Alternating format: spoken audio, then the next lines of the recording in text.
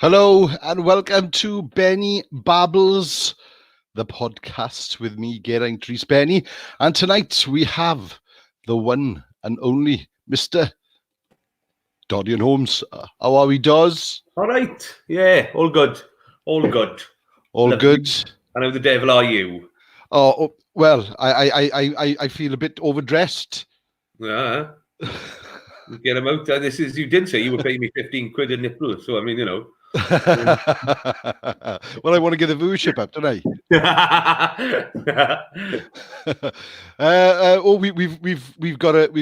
We've got a message already. Is this the one? Of course it is.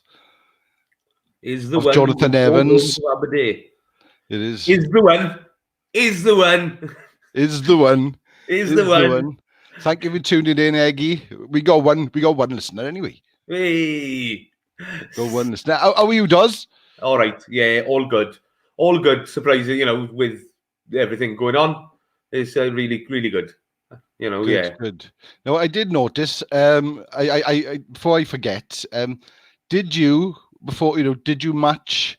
Did you dress to match with your curtains? Your I always dress to match the curtains. Everything is grey. Basically, everything is grey. It's black. It's grey. It's maybe blue, but more grey. Got different clothes on in different rooms. Yeah. It's just, sort of hide the stains in it. So you're coping well with lockdown. Are you taking advantage of having time off? Because I know how busy you are usually, with work and with the music. So is it sort of nice to not have all that commitment? Well, yeah. I mean, it wasn't so much things that were planned. I mean, other than the festival, it was things that were sort of in the process of being planned and sort of, we were looking into and, sort of gigs on the horizon and the band and things like that. So that's probably been the worst thing. It's almost like a little pause switch. And it's odds though, I probably caused all this for having the audacity to start sort of like thinking about gigging with a band again. So this is probably my fault. One of the signs of the apocalypse, that is, when I go looking for drummers. I know that feeling, yeah, when it's impossible these days. Exactly. Well, yeah, and it's even more impossible now, right? I know. So you just mentioned the festival now. So we're talking about Commandment Music Festival. Dorian, explain a little bit about what you... What I thought Tech was man to reverse into my car. Then, what's your involvement in the Commandment Music Festival? I've been for the last 2 years the band wrangler, really, the band whisperer. I took over the role from Nicholas Geek, the former band wrangler of Commandment, and yeah, sort of joined the festival year before last. It was, a real trial by fire, in terms of maybe not appreciating. I mean, from always playing, always going up. I mean, we always went up, and Confess was always a thing. Yeah. We were always up there, and then probably a real eye opener that first year of the madness that sort of that went on. I mean, not really, sort of from February usually, and then it starts to ramp up around June. And then it's almost like a bomb is falling throughout September.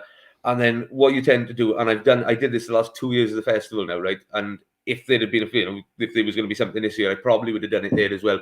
Whereas on the Sunday of the festival, you get so elated as, sort of, it's taken place. I've done it. Yeah, and you get as drunk as all of the punters.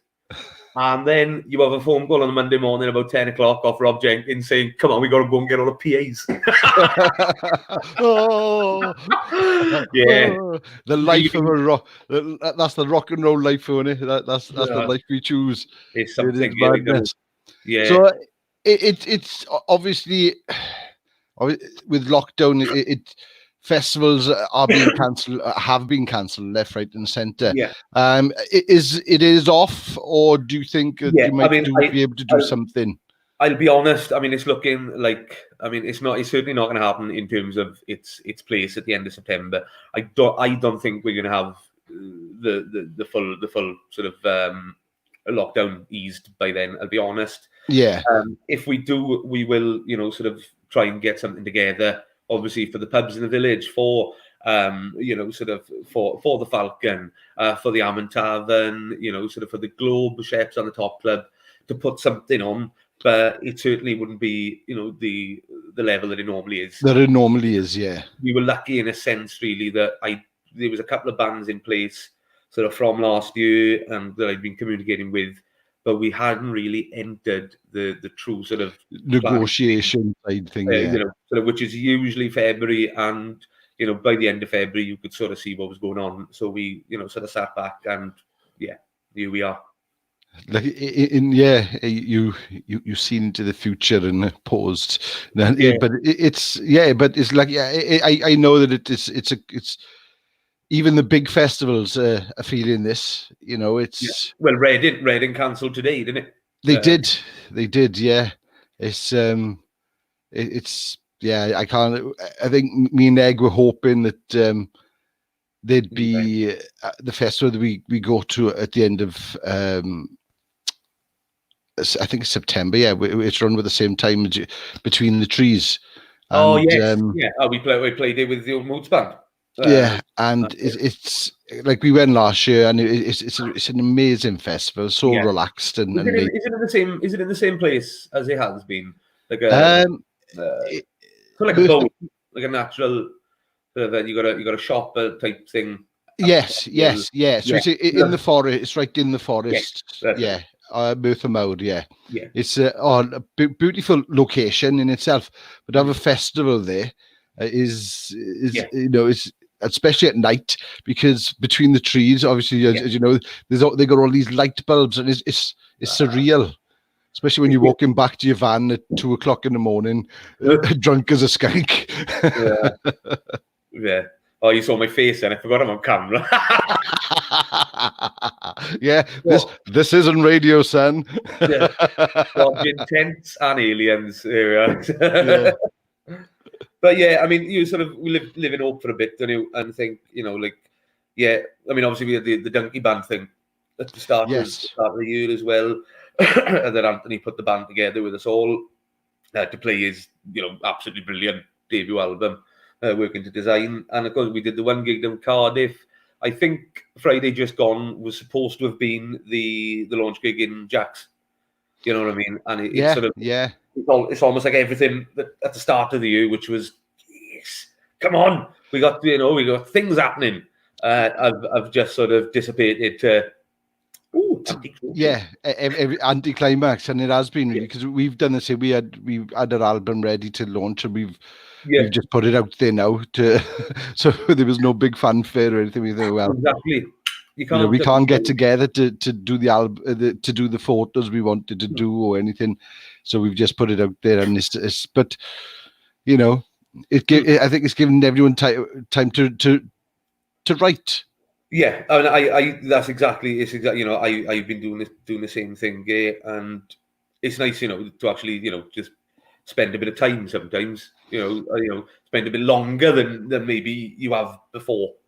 Sort of in things, and I know it is, because I know that you're exactly the same as me. We've spoken about it enough.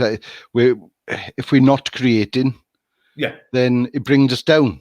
Yeah. So exactly. We've got to be doing something. Otherwise. And in some regard, like I know we were talking before we went on, and you said sort of you with the ukulele and doing stuff, but it's still nice to be able to flex sort of what creative things you can, whether that is just putting pen to paper and just writing stuff down to use when it all blows over. I'm on my desk. It's all it is just pieces of paper with ideas and different writing sketches and things like that. Because if I don't do that, I like you said, I try to get up about 9:30 every morning now. Well, my bladder makes sure I get up at 9:30 anyway for a pee. So, but I try to stay up now rather than going back to bed. Yeah, 9:30 is my time as well. And it's like, right, okay, because otherwise, if I go past that, I could be there at 12 o'clock. Yeah. Do you know what I mean? So it's right. Do it now. And then you get that thing where you oversleep and you get the malaise, and you just sort of sat there and think. Exactly. And it's trying to. So I get up and I sit by my desk here and I'll put. I didn't put the telly on, but I put some music on, or things like that, or chuck something on YouTube. And I just try and it's my idea time in the morning. Late at night, the first thing in the morning is my I'm exactly the same. And do you know, when you said about routine as in sitting down by the desk, Nick Cave actually does believe in that. Nick Cave, when he writes, he does like to keep like an office hour, like a structure to it. You know? Oh, it's important. Otherwise, you'll get distracted by other things. But when I'm by here, this is my I'm here. I'm in my zone. Yeah, and I get lost then, because I know when I'm here I will work. Otherwise, if I go over there and sit, yeah.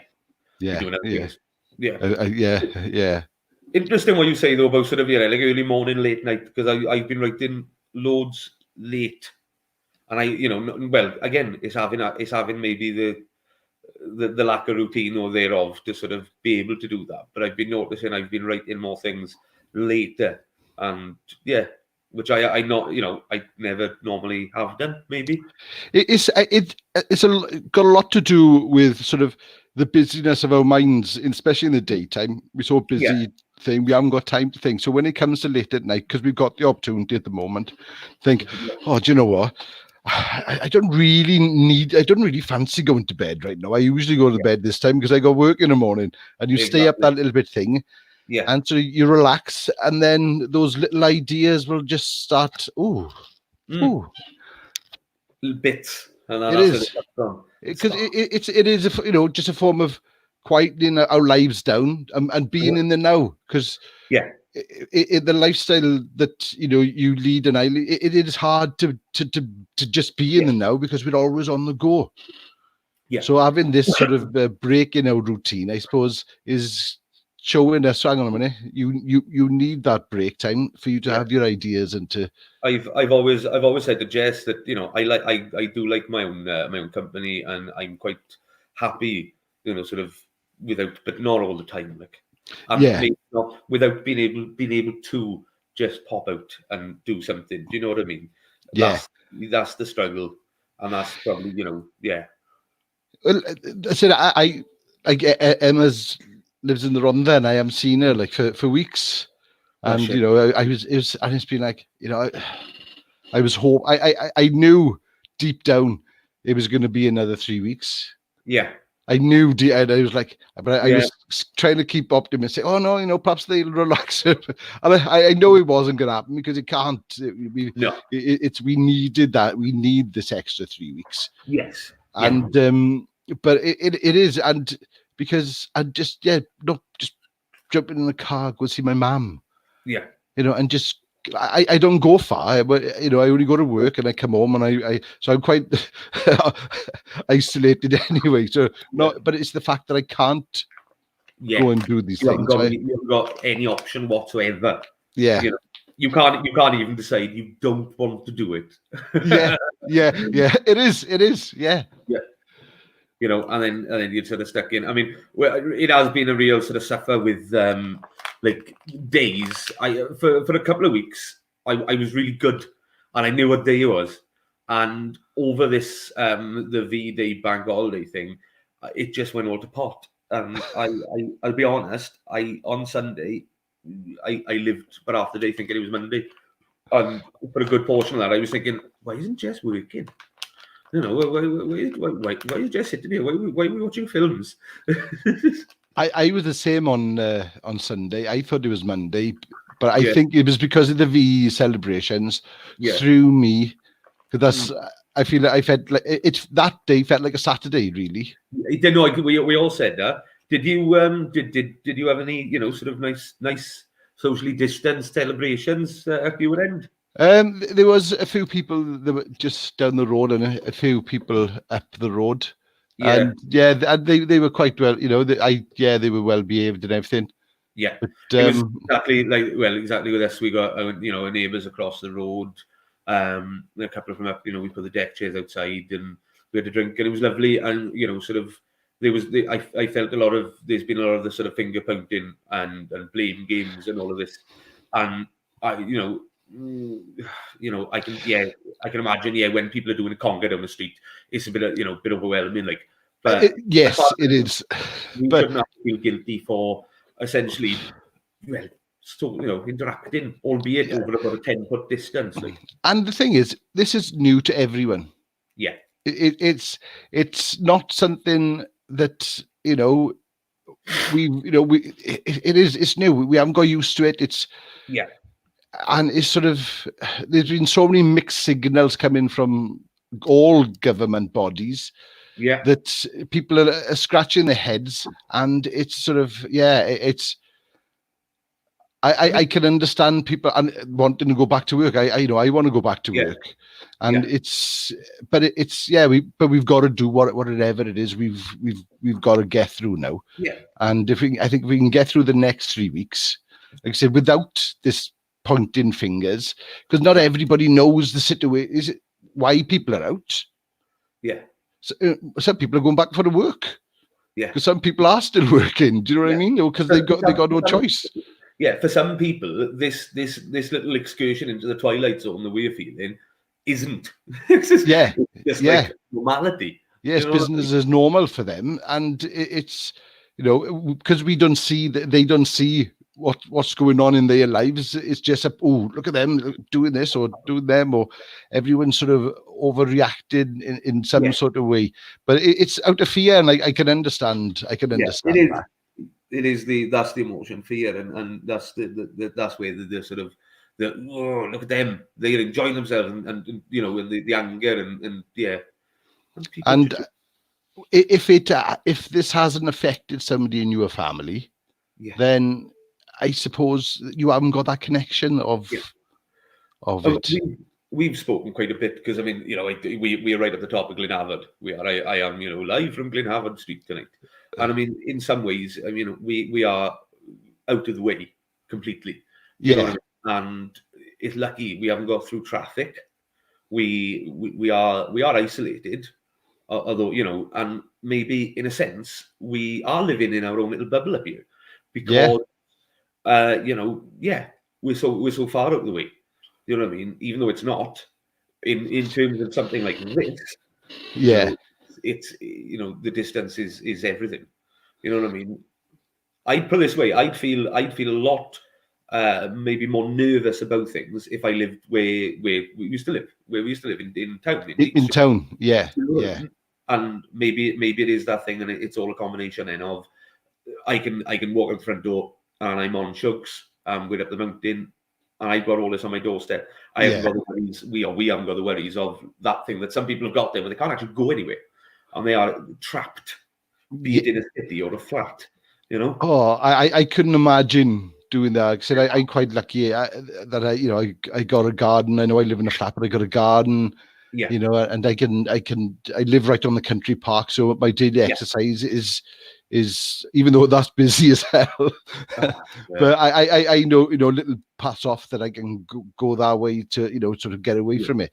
But it's sort of it's all new for everyone, and everyone's in the same boat. It's just it's a bubble that nobody was expecting to be put in, and it's but it's not just us; it's the whole world. We've all got to sort of, really speaking, sort of like cloaking together, but at the same time, fuck the Tories. And that's exactly.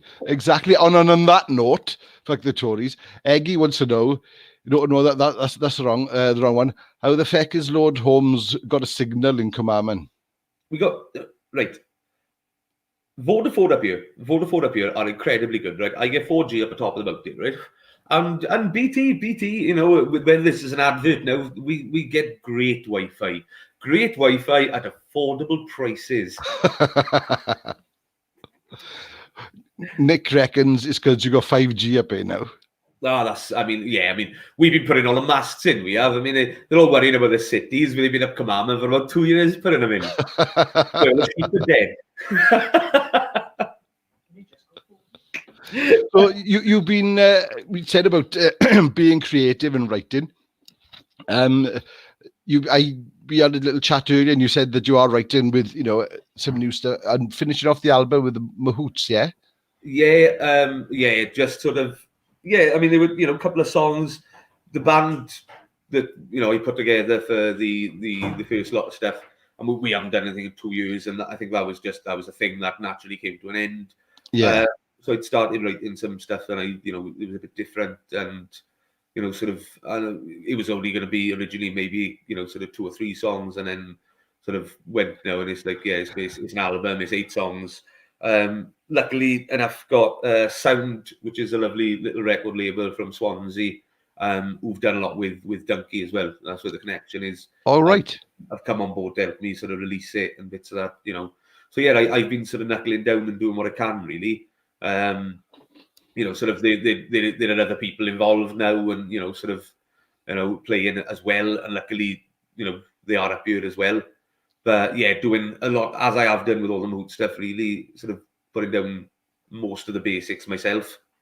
But yeah, like I said, Sod's Law started this year, then branching out, sort of asking people, come and play, which I've never done before, because I've always been like a frigging golem in the corner with my recordings, mine, sort of, it will be me. But sort of, and then bang, all this happens. So yeah, friggin' Sod's Law, man. So you're playing, obviously you would be playing currently, putting the Mahout stuff together, and playing with Donkey as well, yeah? Yeah. So bass? Bass and sort of backing stuff with Donkey, and then obviously the Mahout stuff is all of it. I'll have to I James it is it? No. What's Donkey's first? Anthony. Anthony. Yes. I don't know why he said you. And I met Anthony a few times. We've had bits of conversations, but we never really sat down and had a chat. I think I'll have to get him on here as well. He doesn't pay me to say that. He's an absolutely wonderful human being.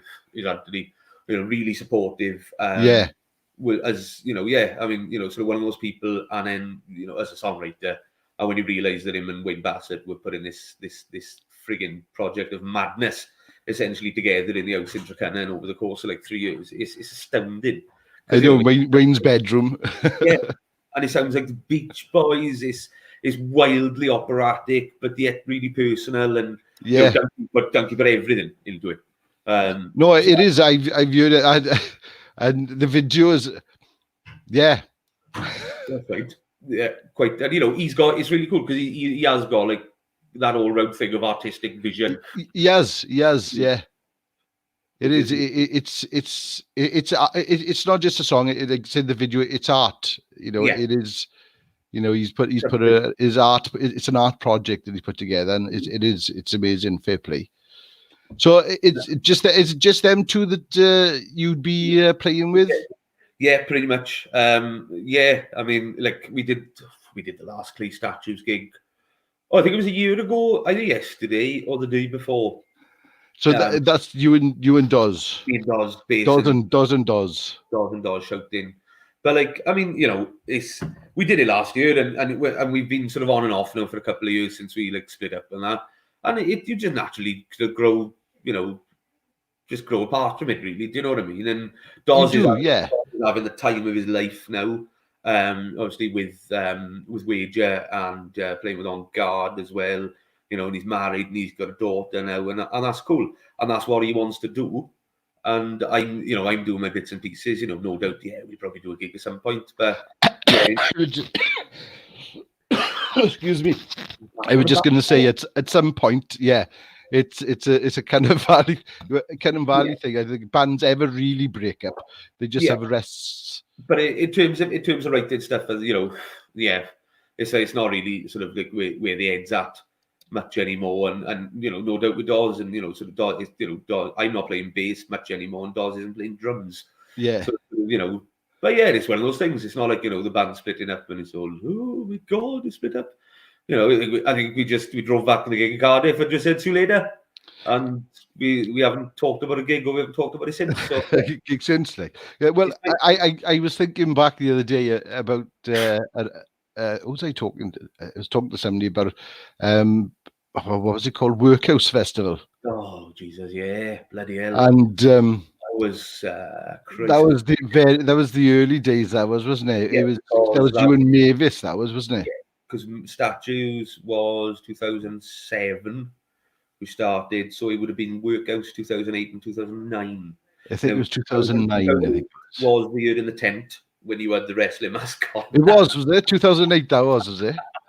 Yeah. Yeah, and 2009 was the year it just rained. See, that's the best thing is wear a wrestling mask. Yeah. Dance like a tit. Yeah. Nobody knows who you are. You knew. But yeah, that's like, it does seem like about 5 lifetimes ago. That does. You know what I mean? I may have from much more, you know. But it's nice at the same time to be able to sort of have, you know, I've gone sort of straight through really with no gaps. Yeah, and it was. How old were you then? Oh God, hang on, I was right. I would have been 21. I 20 in 2007. So I would have been, but I've been gigging. I did my first gig, hang on, when I was 15. Yeah, 15. So yeah, I've been gigging for maybe 17 years, which seems mental when you think about it. It is like, you know, because I've watched you through, you know, through this time as well. You know, it grow not only as an artist but as a person as well. Like, you know, and it's and you know, it's. I'm trying to think when we first met, because it would have been about then, sort of like, but maybe even like earlier, because it would have been the Shot and Shell gigs. Yeah, I think it would have been about 2005. I think it would have been. Shot and Shell, Black Lion days. Yeah, doing the gigs. So 2004, 2005. Because so I started going back out around not that I'd been inside or anyway. It sounds like it, eh? Yeah, they let me back out. You know what I mean? I came out in a clink. Oh, it's been years, and sometimes, you know, sort of we do, you know, you talk about it to people, and you know, you go through all the sort of, you know, the points you remember, and the big points, like, you know, sort of Chapman's Battle Royale nights, you know, and then the gigs up in Cumall, and then and things like that. I mean, obviously the festival starting, Dye Hills and Chrissy Phillips's film Tomorrow's Going to Be All Right. Up in Cumall, yeah, and so the release of that was April 2009. That was, and you had all like the bands getting back together, and I think that sort of cataclysmic point then that came from that was people like you had your Paul Cobleys, your Andrew Llewellyn's, and people like that who had been maybe out of the scene for a bit and not brought them back in. Went off. And then from that, then all of a sudden you had this breakout, because then, you know, I think the War Dogs was about the same time. Yeah. I'm sure Nick, if Nick is still listening, he'll correct me or tell me, but I think the War Dogs was about 2009 as well. And then everything was sort of like blossomed like another wave then from that. And then obviously, you know, he's done it again. You know, it's pretty cool. Like, it is. On all the sort of. Like, it is a bit of a shame that, you know, we haven't got the big hall up there anymore. No. But you know, it's nice to see, you know, even without that, the village itself have said, okay, well, we are still here. Yeah. So you can still have your festival. There's no need for just because the big hall isn't there anymore. Oh no! I mean, if anything, in terms of the festival, I mean, you know, you got the Top Club. You know, the stage in the Top Club and the room in the Top Club is massive. Yeah. You know, so, and that is equal to Cumall, if not better, because it's on a ground floor. You know what I mean? And that's generally where you know, where the big bands go. Yeah. With the big bands with all the members. You know. That's my seat, that is. Send them a favor, just a good old go. You wanna see? Come on, man. Come on up the top. Go to the Top Club. See how the other half live. And that's why, you know, it's nice then to be sort of a part then of, you know, the festival now. you know, sort of from going up here and being invited to play by people like Nick and, you know, sort of Geraint Davis and Hugh Chidgey, and then sort of being bored, you know, being a part of it and being able to help in some way, hopefully just carrying on until it fucks me off and I get to pass it over to somebody else.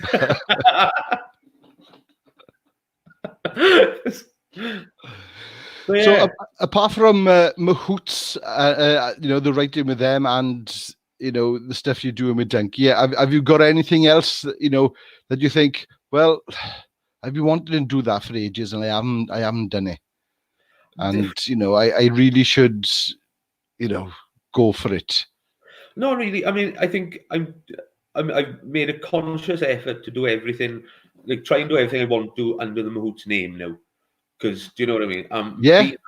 Be that like just growing the Mahoots thing. Whereas the first thing was quite, you know, rudimentary. It got a little bit more, you know, things involved with this, like a second EP I did, and now newer stuff is, you know, it's just sort of growing within that. And I'm thinking, well, you know, I can with this one name, so I can, you know, if I want to do the acoustic-y stuff and I want to do stuff like that, or I want to do some sort of mad, like Tom Waitsy sort of boombox thing, you can still hang in. I can, you know, it's all under one name. But yeah, no, you know, not really. Just like I said, it's just been sort of writing and pushing myself, like, to write something different as well. You know, trying to write stories. Well, that's the one thing I can say about. Like I said, I followed you since, you know, your early days. Is the you've done lots of different types of projects from you know, clay statues to the robots, stuff on your own, Mahoots. They're all quite different styles of stuff. And it's all the interest as well, isn't it? I think, you know, I mean, you were the same. You were music taste is eclectic. You know what I mean? You love all types of different music, and I'm much the same, you know. And it's like, as much as, you know, I love, you know, and I was, you know, sort of punk music is my thing. You know, I was raised, you know, sort of in a house by my mother with lots of 80s, you know, sort of like the synthy type stuff and that, and you know what I mean. And it all sort of amalgamates it, and then, you know, and so always try and push yourself. Think, fuck it, do that now. Well, yeah, you don't become stale.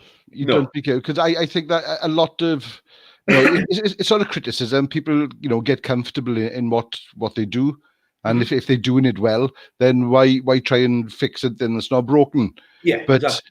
But also it can also make you stale as well, you know. And it's you can just be peddling water. Do you know what I mean? But mind you, though, there's people that's been doing that for years successfully. And exactly, and I was about to say, and that's no sort of derogatory thing. You know, it's cool. You know, it's cool by me. Do you know what I mean? If you want to just knock out and be faithful, you know, the Ramones. Look at the Ramones. The Ramones never had to change. The Ramones were one of the greatest bands of all time. Yeah, you know? It's if you find your niche, then yes, you know. But I think don't to any young, you know, aspiring artists out there, don't be afraid to step out of your box. Yeah. You know, if you like something, don't be afraid to think, oh, well, I wouldn't mind having a go at that, because unless you have a go, you don't know. Yeah. And you're going to learn something as well. And it's like taking influence from everywhere then, and you sort of you're not governed by one particular sort of, you know, sound or how you want it to be. Do you know what I mean? It can be anything you want it to be. I think that's what I like about the Aberdare music scene, is that not everyone doesn't sound like everyone else. Everyone's got their own kind of sound, and it always has been distinct. It has. Going back to the days when Egg used to put his gigs on. Yeah. You know, and he'd have as many people. Excuse me, I'm drying up in it. You know, he'd have his headline act, which he'd try and get, you know, a big name, but then the rest of the bill would be everyone local. Yeah, exactly. And it used to be an interesting day, because, you know, even though, like you said, you could have a punk come in, you know, kind of band on 1 minute, and then you'll have like a folky kind of thing, but it worked. Yeah.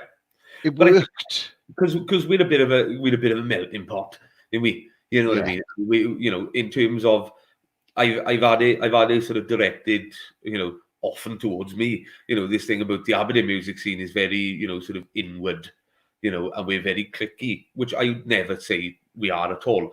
But there's a big hodgepodge of a lot of different people who like a lot of different styles of music, who are maybe in different, bands, but because these other bands are also your friends, you're supportive. And that's when you get these really bizarre sort of mixes of gigs. And like you said, Eggy used to do, so Mitchell Tennant was doing them as well. You're thinking, fuck, it's like an episode inside someone's brain. It is, but you're right about everyone helping each other out. The Undertakers, I think I've had nearly everyone. I don't think I haven't quite had you in there yet, have I? No, I was genuinely then, right? I was too late. Have I stepped in for something? No, I think you nearly did once, but I think Paul managed to do it. I think, or it was Dodds that was going to do it. That's right. And then that's right. Dodds played that, and then Bogus played drums. That's right. Yeah. That's the photo. Is that the photo from the gig down Neath? No, the one on the table. No, I always remember there was one photo, like it was a professionally taken photo, and it's all of you, and Paul Ross's face in the corner of the photo is absolute gold because he looks like he's seen something during whatever episode you put him through, because his eyes and face look haunted. That's the Preselli life. It was because we've spoken about him a few times in the last week with different people. Yeah, and I've had people message me saying, asking about if I used to tell the boys what I was going to do. Yeah, and the answer to that was basically no. They knew what songs we were going to do. Yeah. Because that would stay in its right order, but I half of the time I didn't know what I was going to do between the songs. No, exactly. There's a picture of in the Con Club, the last gig we done together with Dodds in the Con Club, and is a picture of him, and I decided for one of our songs I got a puppet out. And I sat it down and I sang a puppet because for the gigs before we'd been doing, I used to get people up for that song. Yeah. And it always turned out not well. So I thought, right, it's in Aberdare, right? I'm not. There's too many people. I can't pull anyone up and do what I do normally out of town. So I just got a puppet instead, and it does it just. You can see his face. He's just like, "What the fuck are you doing? What am I doing here?" Yeah. I got a good job. Yeah. I don't need to be here. Degrading myself. Yeah, every gig. That's my favorite. My favorite one of my favorite things we've ever done, been part of, is the Thursday Night Music Club. Stuff. Yeah. There was a particular part where I think when Carl Harvey was still abroad, and we had like complete control for a bit. And there was, I'm not sure what Mark lineup it was, but it was me, Chris Davis, Eggy, Jaff, Courtney, and Ollie, I believe. And the gigs we did, and like I think Eggy recorded all of them, and then on his SoundCloud page, were some of the best things I think I've ever been a part of, in terms of like people, just the sheer look of what is going on here. We did Nick booked us for Cumfest in the Globe in 2012, and we played on the Saturday, I believe, one of the first bands on, and we emptied the Globe. Chris was saying about this on Monday. Yeah, we started the set with monkey noises, but it became more and more aggressive. So we started off as and about 2 minutes later, there's grown men stood there. screaming like monkeys. And I think by that point, everyone had left the Globe, apart from Sue Geek now, Sue Orlock, and Keith Stuckey, God rest him. And Martin was behind the bar. And when we finished, as we were walking out the door, Martin looked at us and went, "Well, who fucking needs bouncers?" Because the content of the Globe was on the street. I should charge. We should charge extra for our gigs. Put us on late at the end of the night. Look, and you'd have to get bounced. We'll empty the place for you. Yeah, and it's brilliant. Do you know what I mean? And I think that's still some of my favourite stuff that I've been involved in. Just the sort of wild madness of it. Well, episode. Eggy just said. Does just mention the word episode. Well, if you go on the Thursday Night Music SoundCloud page, the songs that we recorded as a unit are on there. So yeah, he's had an episode with the one of them where we all take it in turns individually through the verses to describe a scene where somebody shit their pants, basically, followed by the chorus of "Whoa, he's had an episode." There was Chris Davis line. Yeah, religionist is not a word, which devolved into a story about eating rotten shark meat. There was a good couple of songs, and yeah, as Eggy could say, the Conway was one of them. Cool Beans played with us in the Conway, and that was great. Con Club, which was one of Eggy's gigs in the little room. Yeah, that sort of just quite funny. It's something we've got to do again. I think it did go downhill a little bit for a couple of years ago, where there wasn't much really going on because there wasn't any way to kind of put them on.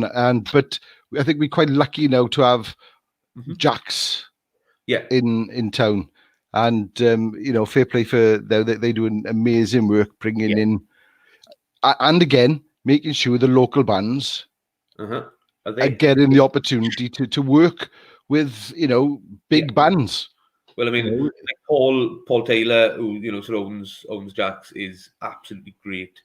Really, really, really good, and what he's doing is fantastic. And of course, they got Barry back now, and Barry incredibly supportive of bands and really excited about it as well. And that's what you need as a venue for something like that, because Barry would be bouncing. With everyone else, and that's exactly what you want. It is, because you see that he enjoys his job. Yeah, exactly. And that makes a huge difference with the punters, when it's because it's when you've got that energy and you're excited, it does, and he's good at the job. Yeah, exactly. But there was I'd be controversial and say that point a couple of years ago.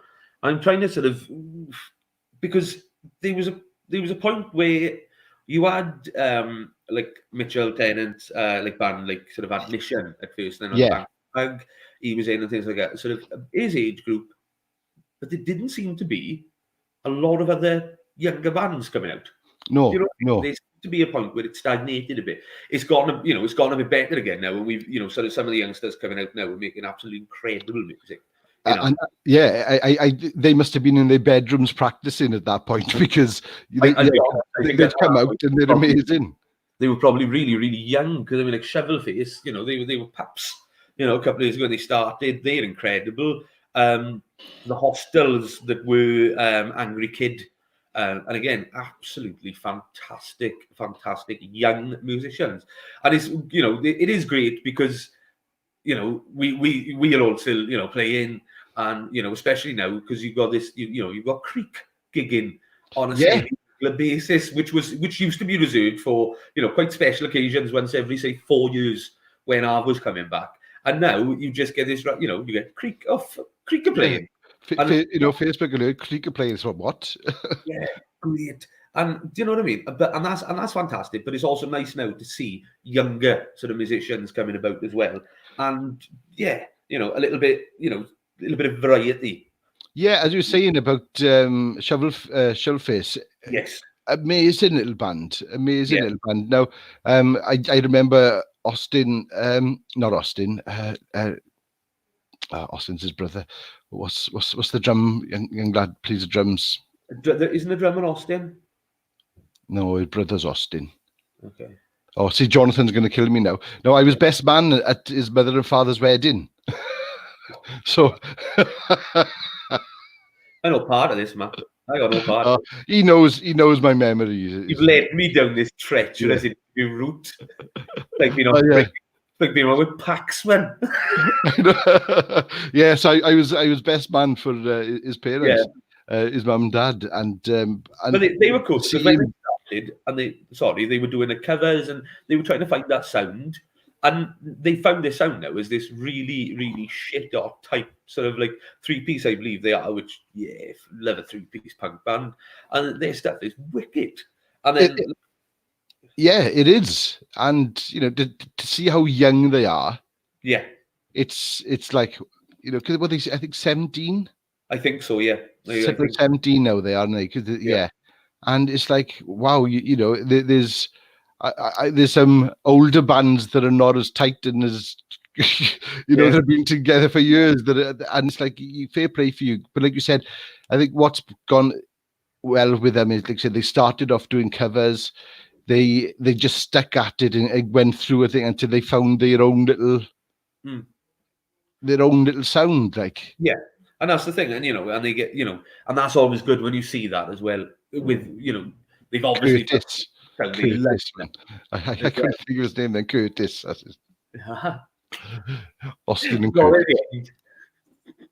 Sorry, John. Yeah. Give me 2 seconds. I need to find a lighting device. I'm gonna say. Yeah, no probs. Right, what I'll do then, I'll just give a shout out to our sponsor.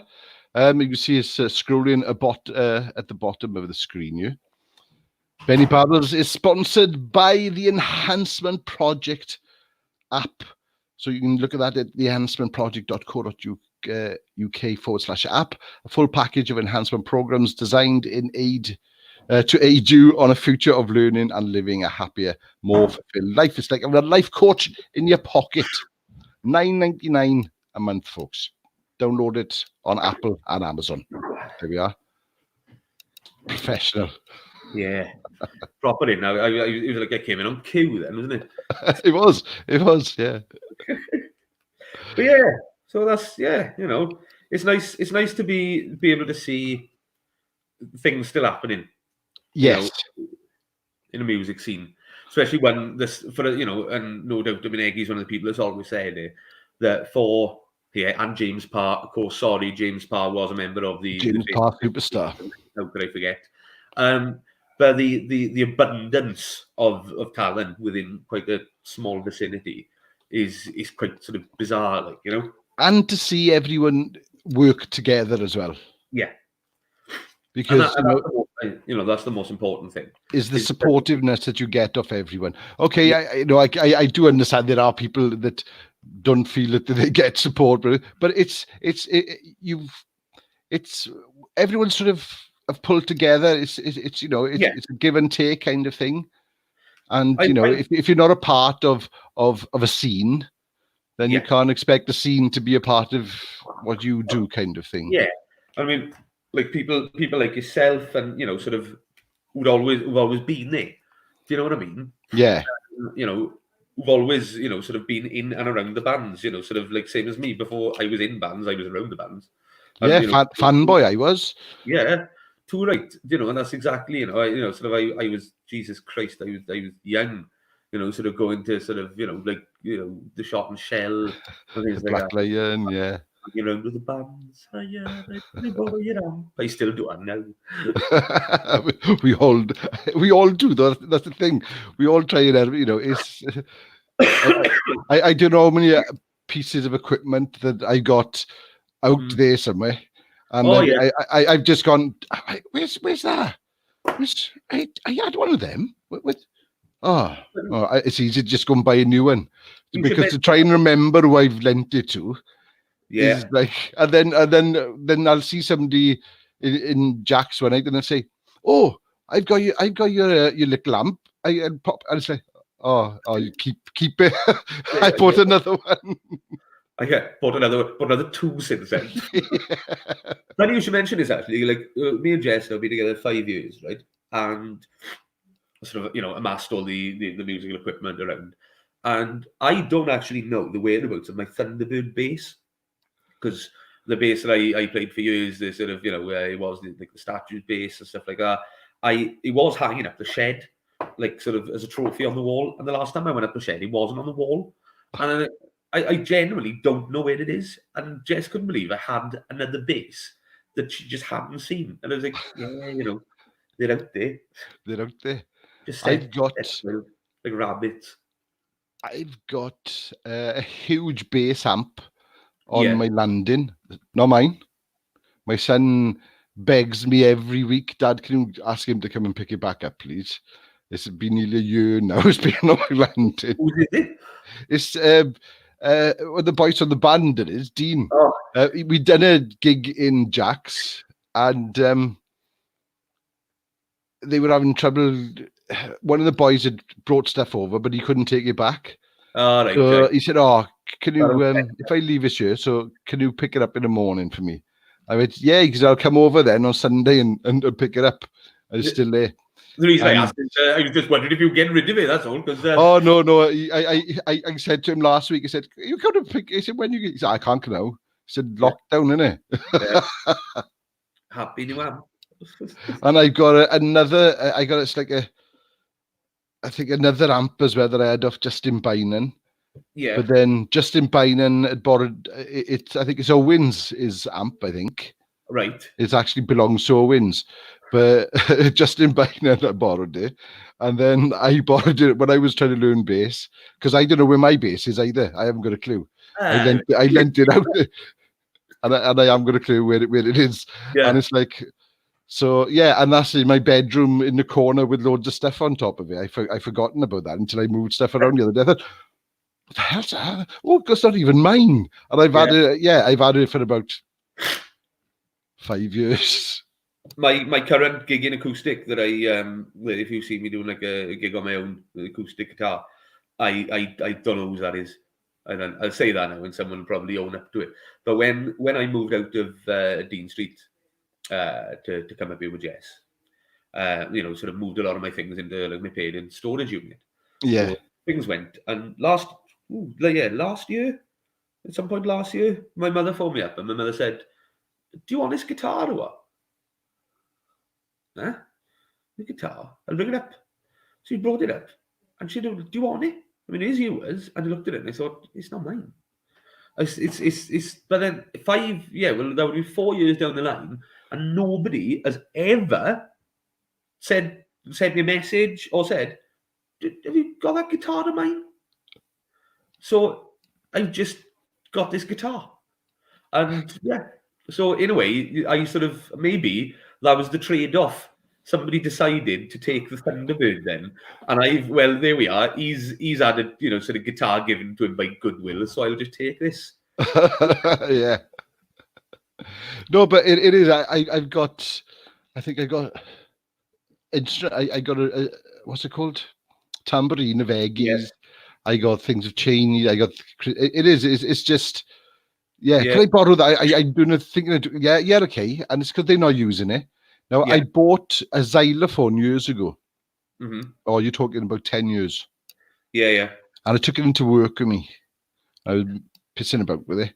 Right. And one of the guys in work said, "Oh, that's cool." He said, he was writing an album at the time.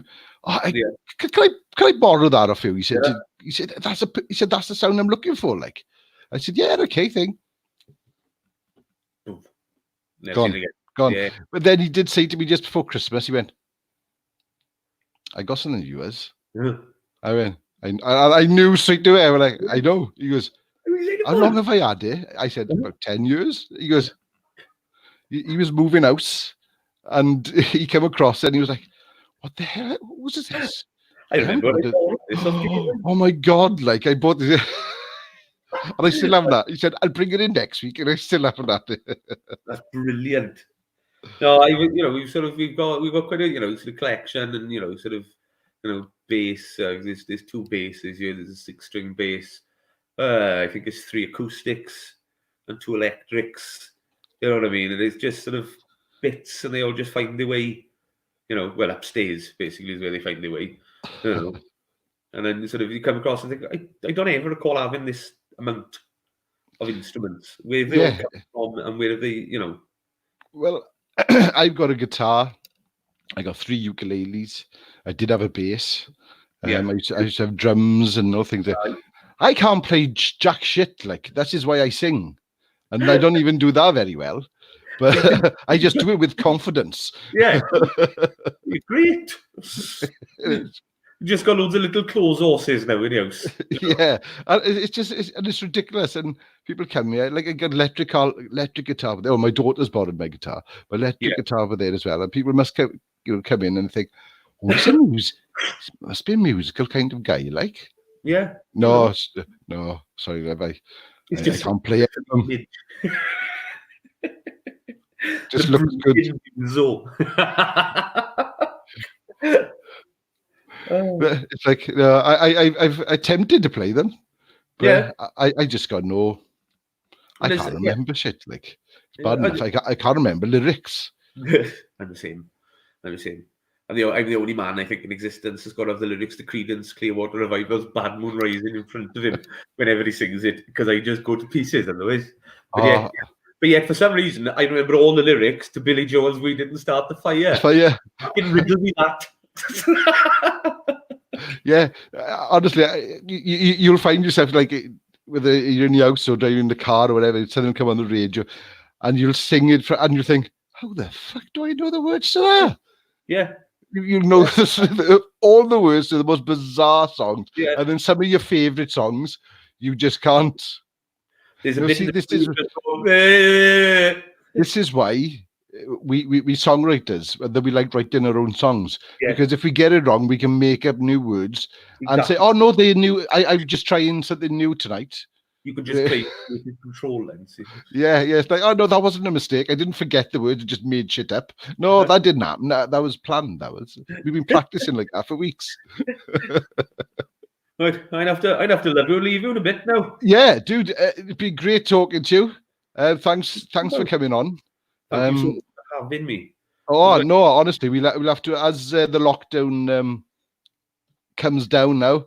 Yes. And you get back into normal rhythm, and you're doing stuff, and you know what's happening. We'll get you back on again, and we can promote your shit, man.